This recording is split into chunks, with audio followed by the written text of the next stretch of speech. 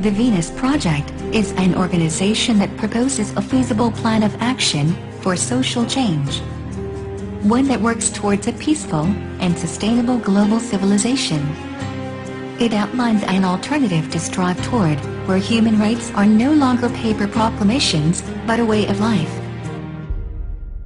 The Venus Project operates out of a 21.5-acre research center located in Venus, Florida.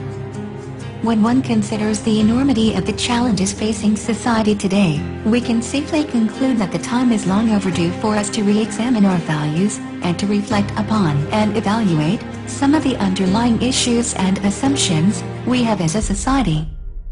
This self-analysis calls into question the very nature of what it means to be human, what it means to be a member of a civilization, and what choices we can make today to ensure a prosperous future for all the world's people. At present, we are left with very few alternatives. The answers of yesterday are no longer relevant.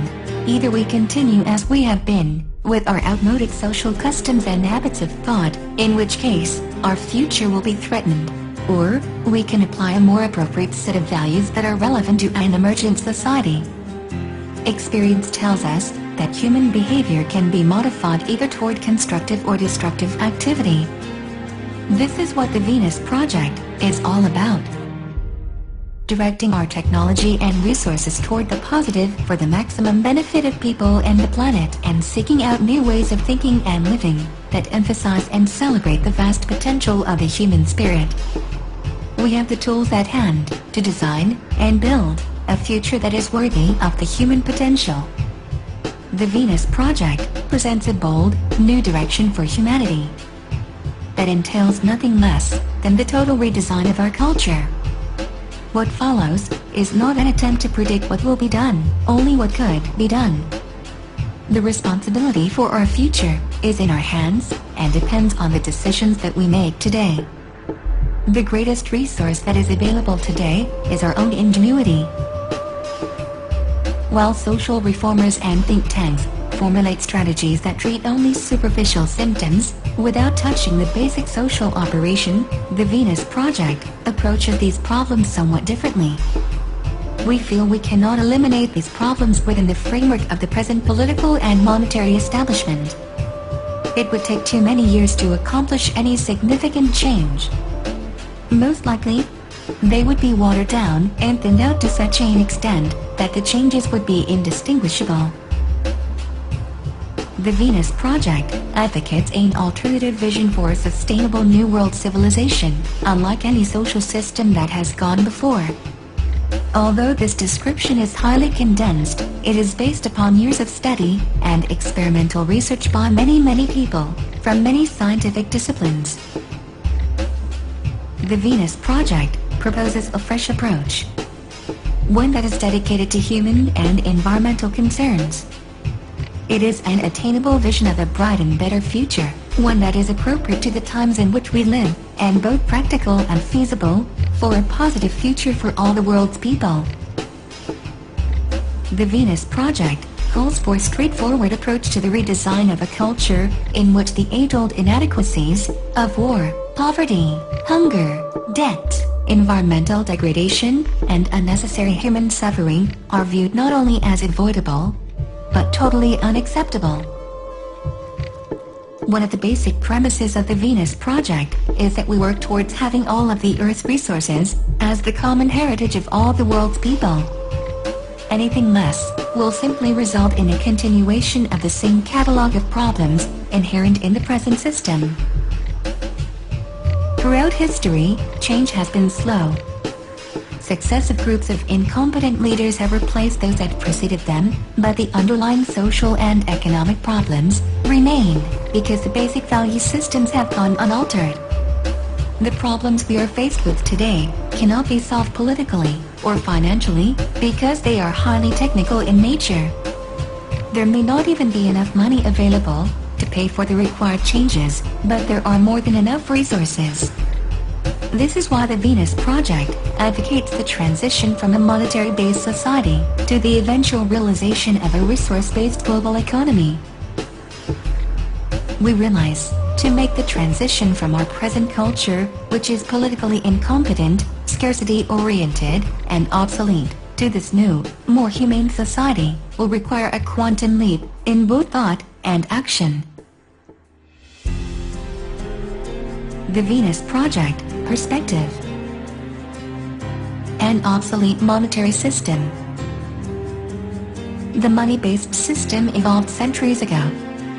All of the world's economic systems, socialism, communism, fascism, and even the vaunted free enterprise system, perpetuate social stratification, elitism, nationalism, and racism, primarily based on economic disparity. As long as a social system uses money or barter, people and nations will seek to maintain the economic competitive edge. Or, if they cannot do so by means of commerce, they will, by military intervention. We still utilize these same outmoded methods. Our current monetary system is not capable of providing a high standard of living for everyone. Nor can it ensure the protection of the environment, because the major motive is profit. Strategies such as downsizing and toxic dumping increase the profit margin.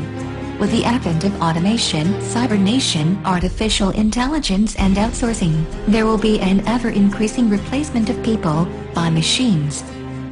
As a result, fewer people will be able to purchase goods and services, even though our capability to produce an abundance will continue to exist. Our present outmoded political and economic systems are unable to apply the real benefits of today's innovative technology to achieve the greatest good for all people, and to overcome the inequities imposed upon so many. Our technology is racing forward, yet, our social designs have remained relatively static. In other words, cultural change has not kept pace with technological change. We now have the means to produce goods and services in abundance for everyone. Unfortunately, today's science and technology have been diverted from achieving the greatest good for reasons of self-interest and monetary gain through planned obsolescence, sometimes referred to as the conscious withdrawal of efficiency. For example, the U.S. Department of Agriculture, whose function is presumed to be conducting research into ways of achieving higher crop yields per acre, actually pays farmers not to produce at full capacity. The monetary system tends to hold back the application of these methods that we know would best serve the interests of people and the environment. In a monetary system, purchasing power is not related to our capacity to produce goods and services. For example, during a depression, there are computers and DVDs on store shelves and automobiles in car lots, but most people do not have the purchasing power to buy them. The earth is still the same place, it is just the rules of the game that are obsolete and create strife, deprivation, and unnecessary human suffering. A monetary system developed years ago as a device to control human behavior in an environment with limited resources. Today, money is used to regulate the economy, not for the benefit of the general populace, but for those who control the financial wealth of nations. The Venus Project, Perspective. A resource-based economy. All social systems, regardless of political philosophy, religious beliefs, or social customs, ultimately depend upon natural resources, such as clean air and water, arable land, and the necessary technology and personnel to maintain a high standard of living. Simply stated, a resource-based economy utilizes existing resources rather than money, and provides an equitable method of distributing these resources in the most efficient manner for the entire population. It is a system in which all goods and services are available, without the use of money, credits, barter, or any other form of debt or servitude. Earth is abundant, with plentiful resources.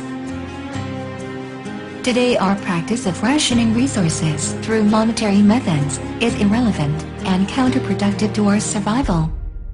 Modern society has access to highly advanced technologies and can make available food, clothing, housing, medical care, a relevant educational system, and develop a limitless supply of renewable, non-contaminating energy, such as geothermal, solar, wind, tidal, etc. It is now possible to have everyone enjoy a very high standard of living, with all of the amenities that a prosperous civilization can provide. This can be accomplished through the intelligent and humane application of science and technology. To better understand the meaning of a resource-based economy, consider this. If all the money in the world were destroyed, as long as topsoil, factories, and other resources were left intact, we could build anything we choose to build, and fulfill any human need. It is not money that people need, rather, it is free access to the necessities of life. In a resource-based economy, money would be irrelevant. All that would be required are the resources, and the manufacturing and distribution of the products. When education and resources are made available to all people, without a price tag, there would be no limit to the human potential. Although this is difficult to imagine, even the wealthiest person today would be far better off in a resource-based society, as proposed by the Venus Project. Today, the middle classes live better than kings of times past. In a resource-based economy, everyone would live better than the wealthiest of today. In such a society, the measure of success would be based on the fulfillment of one's individual pursuits, rather than the acquisition of wealth, property and power. The choice is ours to make. Human behavior is subject to the same laws as any other natural phenomenon. Our customs, behaviors, and values are byproducts of our culture. No one is born with greed, prejudice, bigotry, patriotism, and hatred. These are all learned behavior patterns. If the environment is unaltered, similar behavior will reoccur. Today, much of the technology needed to bring about a global resource-based economy exists. If we choose to conform to the limitations of our present monetary-based economy, then it's likely that we will continue to live with its inevitable results. War, poverty, hunger, deprivation, crime, ignorance, stress, fear, and inequity. On the other hand, if we embrace a concept of a global resource-based economy, learn more about it, and share our understanding with our friends, this will help humanity evolve out of its present state.